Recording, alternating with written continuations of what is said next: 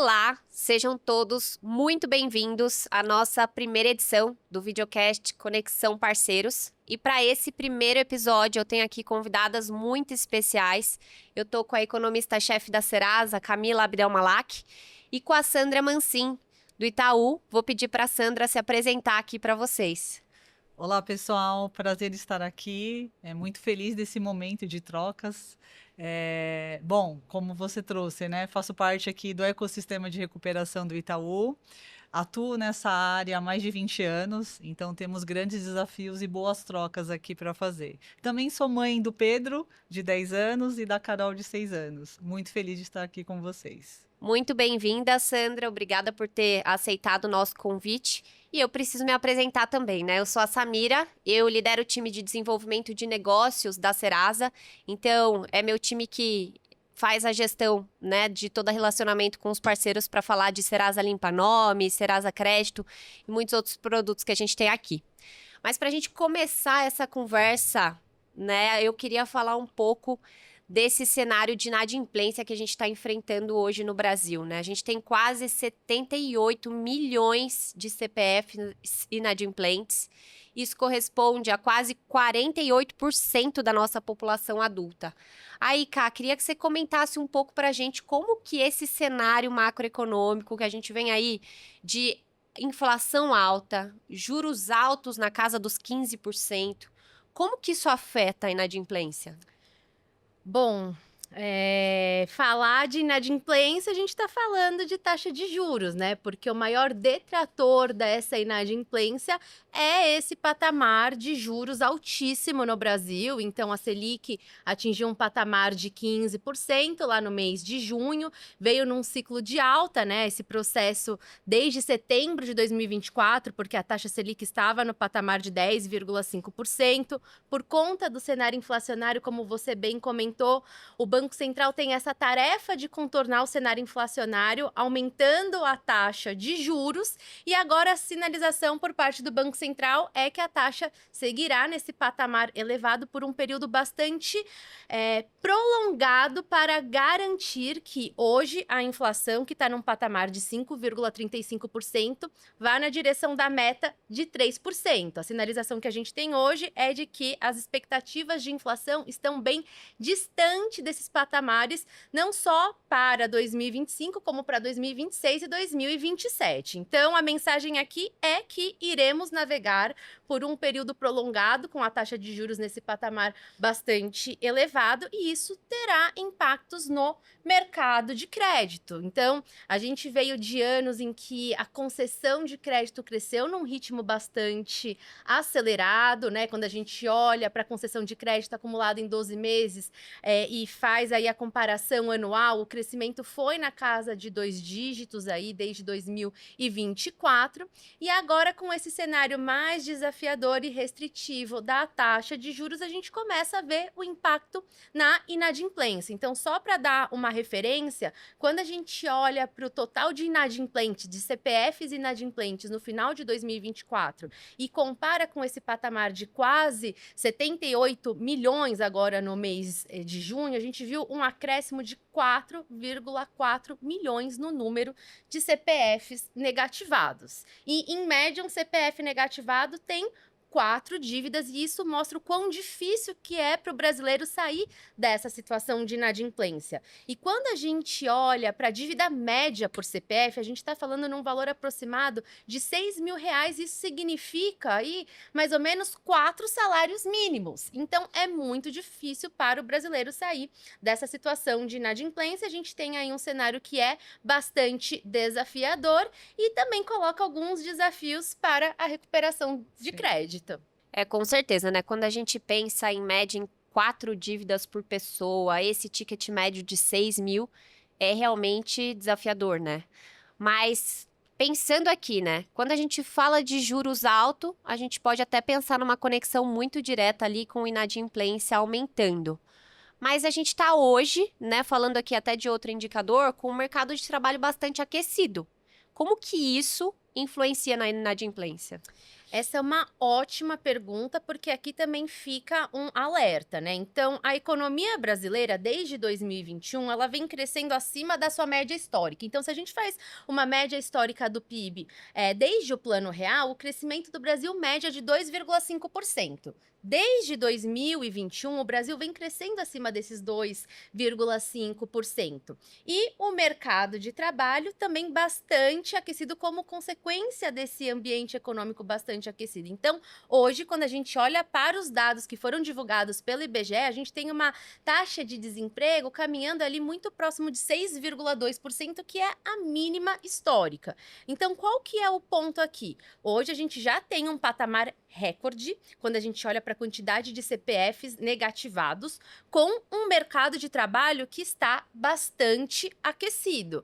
Então, qual que é o exercício? Entender qual que vai ser o impacto dessa taxa de juros que está tão elevada na economia brasileira em relação às empresas, em relação à criação de novos postos de trabalho e, eventualmente, às demissões. Então, quando a gente observar o impacto desse ambiente de juros bastante restritivo no mercado de trabalho, tudo indica que esse número de inadimplência crescerá ainda num ritmo mais acelerado. Então, hoje, essa inadimplência, ela está muito ligada ao ritmo acelerado da concessão de crédito no passado, sem ter aí esse ponto negativo das pessoas não estarem trabalhando, porque as pessoas estão empregadas e a renda do brasileiro está crescendo acima da inflação. Então, a gente tem aí essa lição de casa para acompanhar no dia a dia e entender qual que será o tamanho dessa desaceleração da economia brasileira e o impacto no mercado de trabalho.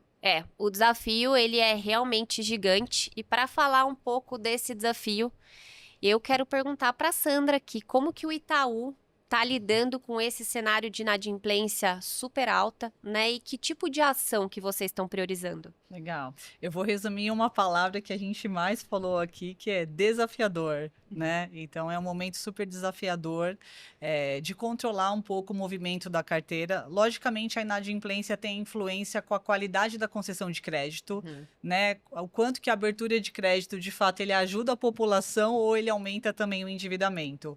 Então, a todo momento, a gente monitora super os indicadores de inadimplência, entendendo aonde a gente tem maior concentração, aonde a gente tem necessidade de algumas estratégicas, né, direcionadas para que a gente consiga aqui reter um pouco essa questão de inadimplência. Então, a gente tem priorizado muito essa questão de conhecer o cliente e entender qual é o tamanho dessa dívida, qual o momento deste cliente, né, se é um momento de inadimplência curto ou se de fato é uma necessidade mais crítica que requer um parcelamento, uma adequação para que ele mantenha ali a regularização ali das suas dívidas e tenha uma boa noite de sono, né? É o que a gente busca aqui olhando também essa questão da recuperação e o controle da inadimplência.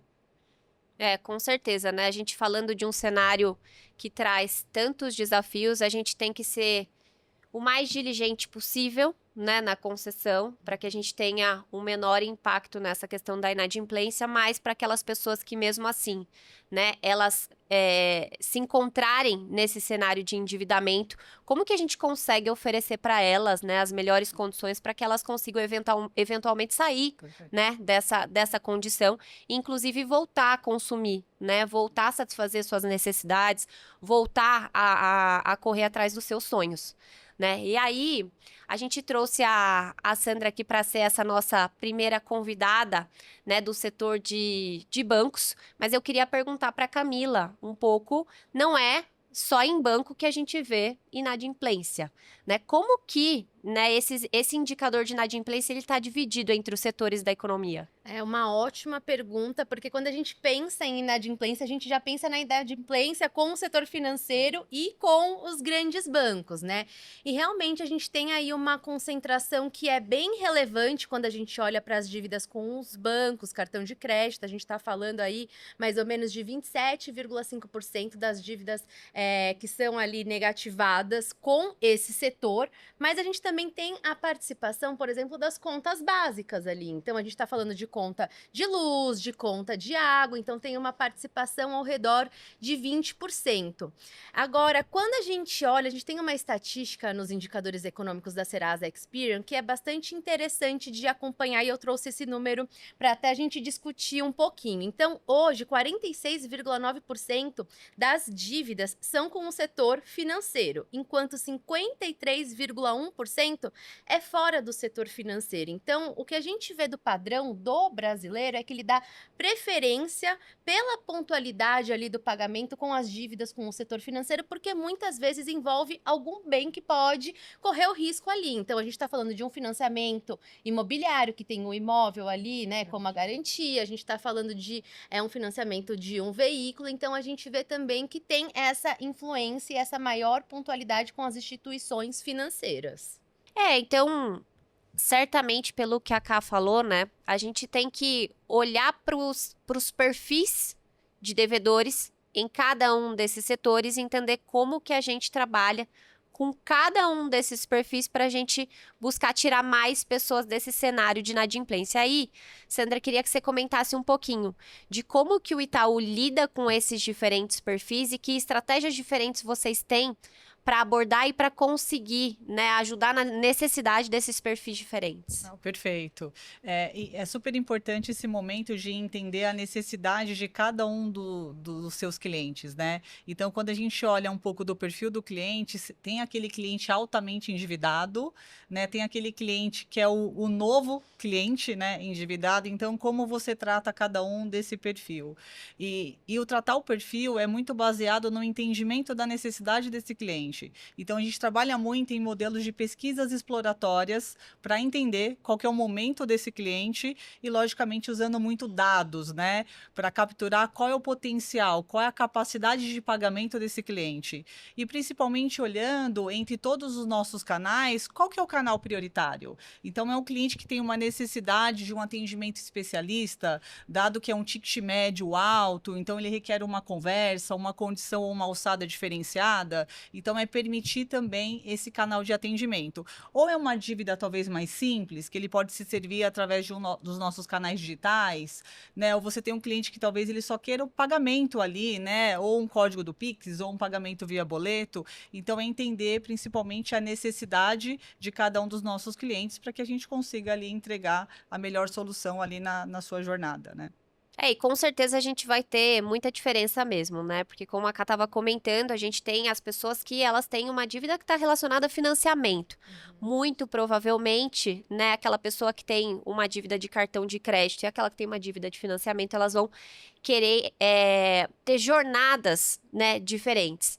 E aí, linkando nesse tema das jornadas e de perfis diferentes, eu queria que você comentasse com a gente se vocês têm algum case de sucesso que vocês podem compartilhar aqui com a gente nessa primeira edição do videocast. Legal, temos sim. E dentro dessas pesquisas exploratórias, o que fica muito claro, né? O cliente, ele está inadimplente, né? Então, ele não é inadimplente. Então, quando você conversa com o cliente, a gente consegue capturar que de mais de 70% ele tem vergonha desse momento. Então, como você aproveita esse momento delicado e consegue entregar a melhor solução? Então, através de uma abordagem, né, onde você traga uma proposta de valor, entendendo o momento desse cliente. E um ponto que a gente tem discutido muito como case de sucesso são as nossas jornadas, né? Como você entrega também uma jornada, uma experiência digital, onde na primeira etapa o cliente entenda qual é a sua dívida, qual é o atraso, né? O que é esse produto? E no segundo momento, ele busque ali uma regularização, né? Então, permitir ao cliente uma adequação da sua capacidade de pagamento. Então, seja uma necessidade, talvez, de uma entrada flexível, de um prazo maior, de uma condição mais específica, né? E na terceira etapa é como ele gera esse acordo, né? Como a gente faz a gestão desse acordo, que a gente costuma falar que é o nosso pós-venda. Então, permitir o cliente também fazer a sua gestão, né? Ele acessar a plataforma, ele conseguir emitir um Pix, ele pagar por boleto, ou ele ter uma funcionalidade de um débito em conta, conta. Então, é a gente conseguir garantir uma jornada fluida que entregue ali a melhor solução, dado o momento e a necessidade de cada um dos nossos clientes. E esse gerenciamento do pós, ele é fundamental para que o cliente não volte a ficar inadimplente com aquela mesma dívida, né? Exatamente. E a gente captura um volume relevante de quebras em função de não encontrar a condição para pagamento, né? Então, o pós-venda, a gestão desse acordo é fundamental para que você garanta ali um relacionamento e que esse cliente, né, a busca da recuperação é muito para que esse cliente volte a realizar os seus sonhos, né? Por isso que a gente fala que ele não é. Então, esse momento de acolhimento, de trazer a melhor solução, de trazer alternativas que atendam a sua capacidade de pagamento, ele é fundamental para a retomada financeira desse cliente novamente. Realmente, a gente também por isso a gente convidou a Sandra para ser nossa primeira convidada aqui. A gente sente esse cuidado, né, que o Itaú, de fato, ele tem na jornada do cliente, nessa diferenciação do perfil e trabalhar com vocês, né, muito a quatro mãos na construção dessa jornada, até entender um pouco do que vocês mesmos fazem no aplicativo de vocês, no ecossistema e no ambiente de vocês, para que a gente também utilize aqui, né, na nossa plataforma, no Serasa Limpa Nome. Para a gente é muito bacana, né, poder ter essas trocas. A gente sabe que, para além das jornadas, a gente também tem questões de campanhas específicas, né, com as quais a gente trabalha que ajudam muito. A gente tem o Feirão Serasa Limpa Nome, né, que traz aqui também um número elevadíssimo de pessoas, seja no digital, seja no ambiente físico, né, para a gente conseguir ajudar a sair dessa situação de inadimplência. Falando aqui até um pouquinho para vocês dos números da última edição do Feirão, em março, a gente teve 25 milhões de pessoas acessando o nosso ambiente online. 25 milhões, é muita gente, né? A gente teve quase 2.000 pessoas por dia passando na tenda física, né, buscando sair dessa situação de inadimplência. E o bacana dessa tenda física é que eu acho que isso se conecta muito com o que a Sandra comentou de jornada, porque é lá que a gente vai entender como que o consumidor ele está interagindo com os nossos canais online também, para que a gente pegue um pouco da percepção dele e, de repente, adapte para que a gente tenha uma melhor jornada, né? A depender do perfil dessa pessoa que está acessando o feirão, que tem buscado, né, uma melhor condição, que é o que a gente, né, em parceria com os nossos credores, busca oferecer para ele. Então, muito bacana, Sam, ouvir de você, né, essa preocupação de fato com o cliente. E aí, né, falando um pouco dessa parceria já de longa data de Serasa com o Itaú, eu queria que você comentasse um pouquinho da percepção de vocês da última campanha que a gente lançou, que foi o Desbanca, no mês de junho.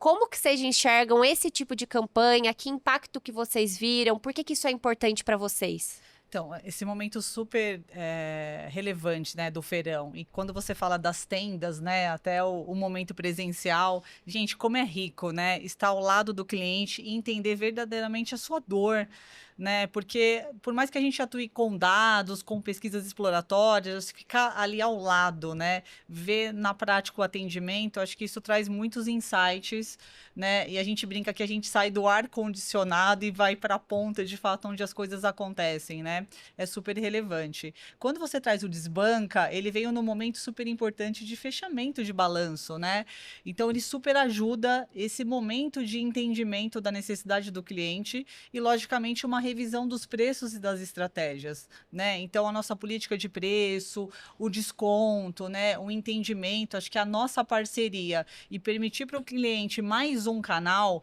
e a gente brinca muito que não existe hoje uma bala de prata, né? Ou ele é digital, ou ele é humano, né? Então, a gente precisa permitir essas alternativas, né? Então, no feirão, o volume de pessoas que a gente captura ali, aí o pessoal fala, Sandra, mas ele poderia se servir de forma digital, que é o mesmo preço, mas ele gosta de estar lá, ele gosta de contar a sua história, de trazer outros elementos, né, de explicar. Então, a gente precisa permitir essa interação com o cliente, tanto de forma digital quanto de forma presencial, seja no atendimento numa área comercial ou dentro de um especialista, né?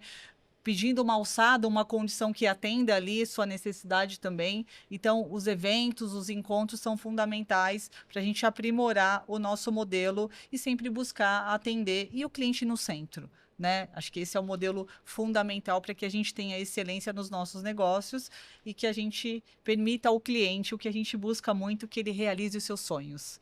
Né, que ele saia desse momento de inadimplência e volte a realizar os seus sonhos, seja uma casa, uma viagem, uma necessidade até mesmo básica que a gente captura, né, de um churrasco no final de semana com a sua família, de uma pizza, né, então o que a gente busca muito é esse acolhimento do cliente nesse momento de inadimplência para que ele volte a ter uma noite de sono mais tranquila. Afinal, é o crédito que acaba viabilizando o sonho de grande parte da população brasileira, né? Então, o crédito ele acaba sendo o canal para você conquistar ou um veículo, ou um imóvel, ou até mesmo uma experiência num final de semana com a família ou uma viagem, né? Então, viabilizar essa oportunidade para o cliente voltar a ficar adimplente é fundamental.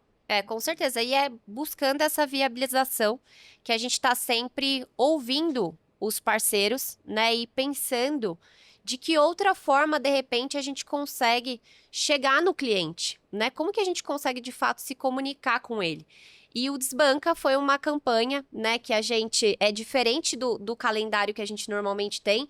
A gente já tem ali os momentos, né, de feirão em março e em novembro, que já são mais tradicionais. Mas veio muito a provocação dos próprios bancos e das securitizadoras.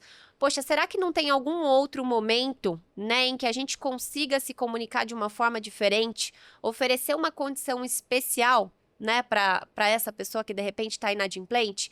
Então foi mais uma das campanhas que a gente lançou. Para vocês terem ideia, a gente teve mais de 113 milhões de disparos de comunicação personalizadas ali, voltadas para o cliente, voltadas tanto para que ele entenda qual é a dívida dele, quanto para que ele consiga ter acesso àquela condição especial que estava voltada especificamente para essa campanha. Então foi realmente algo bacana. E eu reforço que, né, principalmente para os parceiros que estiverem nos ouvindo, que se tiverem outras ideias do que a gente fazer junto, a gente está sempre à disposição e somos todos ouvidos aqui para entender e para desenhar algo em conjunto. Muito bom. E aí, para a gente encaminhar para o encerramento, vou deixar a parte difícil para variar com a Camila. Eu queria que você comentasse um pouquinho para a gente do que a gente pode esperar para o futuro. O Brasil, ele é um pouco volátil, né? Mas o que a gente pode esperar para o futuro? O Brasil, e aí quando a gente pensa no contexto da economia internacional, a gente pensa ainda em mais volatilidade, desafio. A gente vem acompanhando todos os desdobramentos da guerra comercial agora, né? O Brasil no centro das atenções com essas negociações entre Estados Unidos e Brasil sobre essa guerra tarifária. Isso influencia bastante a economia brasileira, né? Embora a gente pense que no nosso dia a dia, que não tem nada a ver ali com o mercado financeiro, que não tem nada a ver com o dólar, isso influencia sim, porque isso traz bastante volatilidade para a taxa de câmbio no dia a dia e, consequentemente, pode trazer um impacto para a inflação. E se a gente está falando de inflação, a gente tem aí mais um sinal de que vai ser difícil da gente ver essa taxa de juros indo para um patamar de um dígito tão cedo, né? Então, a gente traz aqui um olhar bastante cuidadoso para o cenário econômico, né? Um alerta de que sim, a economia brasileira vai navegar por mais um tempo com essa taxa de juros no patamar de 2 dígitos. Hoje, quando a gente olha para o consenso entre os economistas, a expectativa é até de que a taxa de juros possa cair no ano de 2026. Só que se ela cair, ela vai no máximo para um patamar de 12,5%. De 15% para 12,5% ainda é uma taxa de juros bastante restritiva, sem contar que ano que vem a gente também tem os desafios inerentes ao cenário político, é ano de eleição.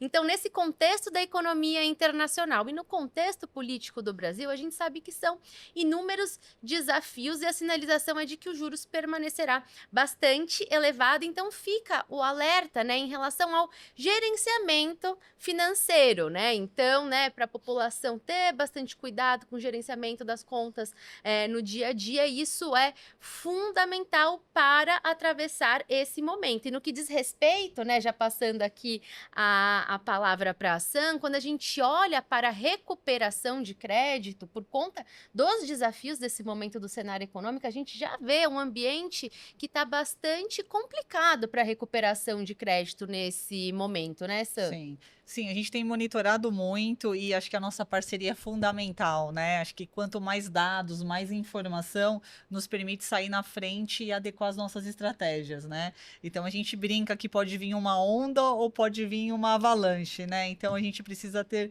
todos os cenários bem definidos aqui para que a estratégia atenda à nossa necessidade. Então o cenário é de muita observação, né? Dado todo o contexto que a Ká trouxe aqui para a gente, mas sem dúvida nenhuma, né, pela nossa experiência, por tudo que a gente tem aqui estruturado e desenhado, a gente passa por mais esse desafio e a nossa parceria é fundamental para a nossa assertividade, né? Como a Sami trouxe, tudo que a gente identifica de possibilidades, né, dentro do banco, isso é muito capturado nas nossas parcerias, porque o cliente, ele pode estar atuando com o parceiro ou pode ele estar atuando em um dos canais dentro do banco. E essa experiência, essa condição, essa oferta, ela tem que ser fluida, não tem que ter uma diferença, né? Ah, aqui eu estou sendo atendido internamente, aqui eu estou sendo atendido externamente. Essa experiência, essa fluidez para o cliente é fundamental.